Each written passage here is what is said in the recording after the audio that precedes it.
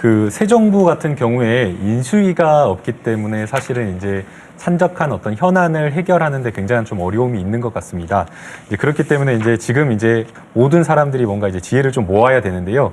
여기 계신 이제 네 분 패널 분들이라도 좀 지혜를 모아가지고 새 정부, 뭐 문재인 대통령에게 조언이나 좀 충고를 해주신다라고 한다면 이것은 꼭 명심해야 된다. 이것을 좀 해라. 아니면 이것을 하지 마라라는 것이 있으면 좀 짧게 뭐 한마디씩 좀 해주시면 좋을 것 같습니다. 정말 저희가 이제 지역을 다니면서 발로 뛰면서 저희 당을 지지해달라, 문재인 후보를 대통령으로 만들어달라 했기 때문에 저희한테는 그 책임이 같이 공동의 책임이 있다라는 걸 잊지 않고 있습니다.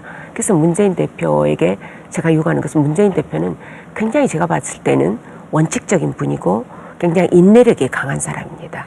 그래서 이제 오히려 그 걱정되는 부분은 좀 어떤 수준에는 이건 아니다라고 해줬으면 좋겠는데 그걸 저는 당에서 지켜보면서 끊임없이 그 기대를 충족시키지 못하는 경우가 좀 있었습니다.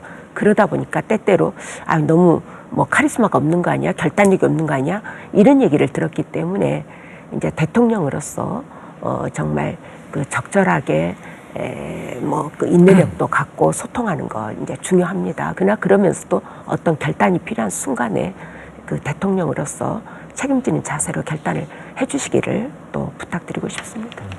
저는 그 문재인 대통령께서 헌법 가치를 좀 잘 지켜주면 좋겠어요. 법 앞에 모든 국민은 평등한 거잖아요. 사실은 수사받는 과정에서 또는 수사하는 그런 기밀들이 유출되고 누군가가 막 마음대로 해버린다고 하면 국민들이 사실은 어디에 기댈 데도 없고 뭐 기회뿐만 아니라 판단조차 누구에게 맡겨진다면 그것처럼 굴욕적인 것이 없는 거거든요. 그러니까 헌법 가치를 지킨다고 하는 것은 국민이 주인인 나라를 지켜달라고 하는 거거든요.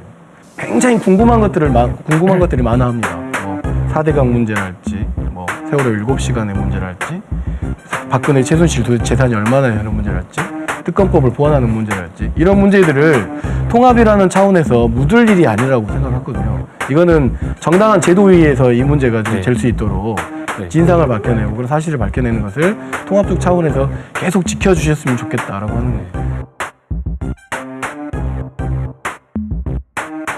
저는 한마디로 하면 민주정부 장기 집권의 초석을 만들어달라. 문재인 대통령이 가지고 있는 여러 정책들, 그게 말씀하신 것처럼 촛불 민심을 통해서 우리가 시작된 그런 어떤 민주주의에 대한 올고듬, 민주주의를 지켜달라. 대통령의 표현대로 하면 나라를 나라답게 라는 이런 것들은 사실 현재 어떤 시스템으로 5년 내에 이걸 다 어떤 형태를 만들 수 있을 것인가. 저는 또 그게 일정 정도 후퇴했던 만큼 그거를 제자리로 돌려놓는 아니면 그런 시간들이 또 분명히 필요하다라고 생각을 하는 거죠. 근데 또 5년이라는 시간이 끝날 때쯤에는 또 당장 이 정권을 또 넘겨줘야 되는 혹시 그런 상황들이 올 수 있기 때문에 사실 좀 지지층들이 요구했던 그런 것들에 대해서 우리가 좀 길게 그게 결국 이제 저는 어떤 이 정부 문재인 대통령의 어떤 더불어민주당이 아니더라도 어떤 그런 세력들을 이어가서 어떤 보수 정권과는 좀 차별화된 그런 연속성을 이어갈 수 있느냐 이런 문제에 대해서 좀 문재인 대통령 그다음에 각 정당들 좀 노력을 해줬으면 하는 그런 생각이 있고요. 저는 문재인 대통령의 취임 첫날 행보만 보면 크게 걱정이 안 됩니다. 그래서 취임식 때 국민께 드리는 말씀 내용도 그렇고요.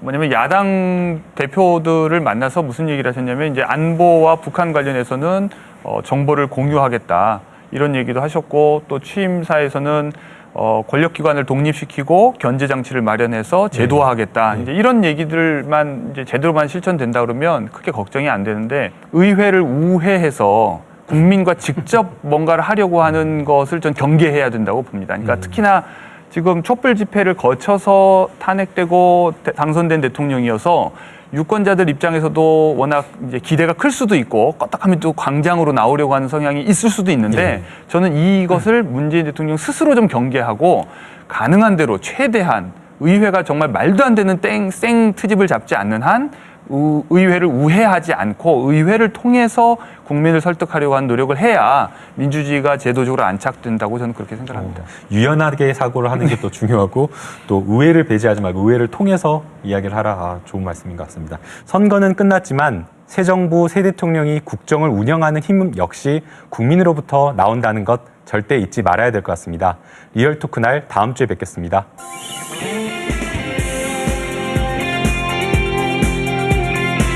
나중에 저희가 대학을 갈 때 더 편하게 대학을 가고 대학생들도 나중에 취직을 할 때 지금처럼 백수가 많은 게 아니라 저 같은 경우는 하이도라는 섬에서 왔어요. 근데 너무 돈이 많이 들더라고요. 대학 등록금하고 생활비하고. 온전히 학업에만 집중할 줄 알았는데 대학 등록금 필히 낮출 수 있도록 도와주셨으면 좋겠습니다. 취업도 뭔가 양질의 일자리를 많이 생겼으면 좋겠고 학생들이 보다 취업에 대한 부담감을 덜고 하고 싶은 일을 할 수 있었으면 좋겠습니다. 우리 골목상권 같은 것도 많이 좀 활성화가 돼서 국민들이나 이제 자영업자들이나 아니면 직장인들이 좀 더 풍요로운 삶을 살 수 있도록 했으면 좋겠습니다. 유치원이나 어린이집 보내야 되는데 그게 그냥 쉽게 안 보내지는 거. 그냥 어린이집에 마음 놓고 보낼 수 있었으면 좋겠어요.